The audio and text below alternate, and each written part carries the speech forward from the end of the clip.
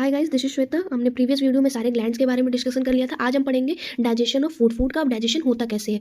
तो carbohydrate, fat, protein and nucleic acid occur in the food. हमें पता है हम जो भी फूड इंटेक करते हैं उनमें मैक्रोमोलिक्यूल्स और माइक्रोमोलिक्यूल्स प्रेजेंट होते हैं। तो मैक्रोमोलिक्यूल जैसे कि कार्बोहाइड्रेट, फैट्स, प्रोटीन और न्यूक्लिक एसिड जो होते हैं ये हमारे फूड में कॉम्प्लेक्स फॉर्म में होते हैं, जिसे मैक्रोमोलिक्यूल या पॉलीमर्स कहते हैं। ये इनसॉल्यूबल फॉर्म है, इसको हमको पहले सॉल्यूबल फॉर्म में कन्वर्ट करना होता है, जिस प्रोसेस को ही हम लोग डाइजेशन कहते हैं। This macromolecule are converted into small monomers by the action of enzyme. अब ये स्मॉल मोनोमर्स में कैसे कन्वर्ट होते हैं? एंजाइम की हेल्प से। तो सबसे पहले होता क्या है, in buccal cavity teeth and tongue helps in mastication and mixing of food.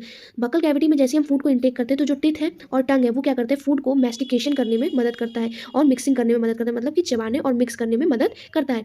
Mucus in saliva mix with masticated food to form bolus. जो हमारा सलाइवरी ग्लैंड से सलाइवा सीक्रेट हो रहा है, वो उसका जो म्यूकस होता है वो क्या करता है, हमारे मैस्टिकेटेड फूड के साथ मिक्स हो जाता है और इसको सॉलो करने के लायक बनाता है, जिसे हम लोग बोलस कहते हैं। Bolus is passed in to the pharynx and oesophagus by swallowing और डिग्लूटिशन। मतलब कि जो बोलस है, अब जो मान लीजिए फूड में सलाइवा मिक्स हो गया है, थोड़ा बहुत यहाँ पर जो हमारा बकल कैविटी है इसमें क्या होता है, थोड़ा बहुत स्टार्च का आपका डाइजेशन स्टार्ट हो जाता है। अप्रॉक्स 30% स्टार्च का यहाँ पे डाइजेशन होता है सलाइवरी आपके एमाइलेज की हेल्प से। इसके बाद क्या होता है, आपका जो बोलस है वो फेरिंग्स में पास कर दिया जाता है और फिर ईसोफेगस में प्रोसेस के थ्रू, जिसे हम लोग सोलोइंग या डिग्लूशन कहते हैं। Chemical digestion of food start in oral cavity. जो केमिकल डाइजेशन है फूड का वो ओरल कैविटी से ही स्टार्ट हो जाता है bye the action of enzyme salivary amylase and lysozyme. मतलब कि सलाइवरी एमाइलेज और लाइजोजाइम के थ्रू जो फूड का डाइजेशन होता है वो बकल कैविटी से ही स्टार्ट हो जाता है। लाइजोजाइम का काम क्या होता है, lysozyme act as antibacterial agent in mouth to prevent infection. Lysozyme का काम क्या होता है, वो इन्फेक्शन से हमारे माउथ को प्रिवेंट करने का काम करता है। जो भी एंटीबैक्टीरियल एजेंट होते हैं उनको मार देता है। Salivary amylase break down the starch into maltose. Saliva आपका जो सलाइवा होता है उसमें आपके सलाइवरी एमाइलेज पाया जाता है, जो कि जिसका काम होता है स्टार्च को माल्टोज में कन्वर्ट कर देना। तो यहाँ पे सिर्फ 30% स्टार्च का ही कन्वर्जन पॉसिबल होता है आपके बकल कैविटी में। बाकी आपका नीचे जो भी एलिमेंट्री कैनाल है उसमें आपका डाइजेशन होता है। Mucosa of stomach have gastric gland having 3 type of cells. हमने अभी पढ़ा था हिस्टोलॉजी में कि म्यूकोजा लेयर होता है, तो जो स्टमक के पास जो म्यूकोजा लेयर होता है उसके पास गैस्ट्रिक ग्लैंड्स प्रेजेंट होते हैं, जो कि 3 तरीके के होते हैं। म्यूकस नेक सेल जो सीक्रेट करते हैं म्यूकस, और पेप्टिक सेल और चीफ सेल, या तो पेप्टिक कहिए या चीफ कहिए, दोनों एक ही सेल का नाम है। पेप्टिक सेल या चीफ सेल, इनका काम होता है प्रो एंजाइम सीक्रेट करने का। प्रो एंजाइम मतलब होता है इनएक्टिव फॉर्म के एंजाइम को सीक्रेट करने का, जैसे कि पेप्सिनोजेन या प्रोरेनिन भी हम लोग कह सकते हैं। एंड पैराइटल और ऑक्जेंटिक सेल जिसका काम होता है एचसीएल का सीक्रेशन करने का। तो 3 तरीके की जो आपका सेल प्रेजेंट होता है गैस्ट्रिक ग्लैंड्स में, जो 3 तरीके का सीक्रेशन करते हैं। Food mixes with gastric juice due to the churning action of muscular wall to form crime.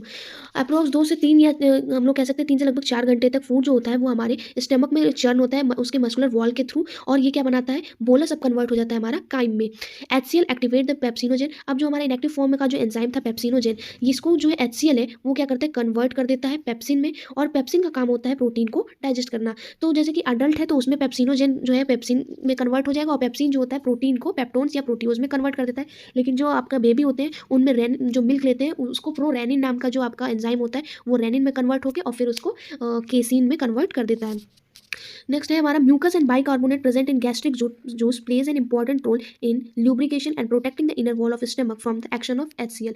जो म्यूकस होता है या बाइकार्बोनेट होता है हमारे गैस्ट्रिक जूस में प्रेजेंट होता है, वो बहुत इंपॉर्टेंट रोल प्ले करते हैं। वो क्या करते हैं, एक तो फूड को ल्यूब्रिकेट करते हैं, और दूसरी चीज़ जो है हमारे जब स्टमक में हम जान रहे हैं कि एचसीएल प्रेजेंट है, तो एचसीएल से हमारे स्टमक की वॉल डैमेज ना हो जाए तो उससे प्रोटेक्ट करने का भी काम करते हैं। Renin is proteolytic enzyme found in the gastric juice of infant to digest milk protein. अभी जैसे कि हमने आपको बताया था कि जो रेनिन होता है वो एक प्रोटियोलिटिक एंजाइम होता है जो कि इन्फेंट मतलब बेबीज में मिल्क प्रोटीन का डाइजेशन करने में मदद करता है। ये भी एक गैस्ट्रिक जूस है।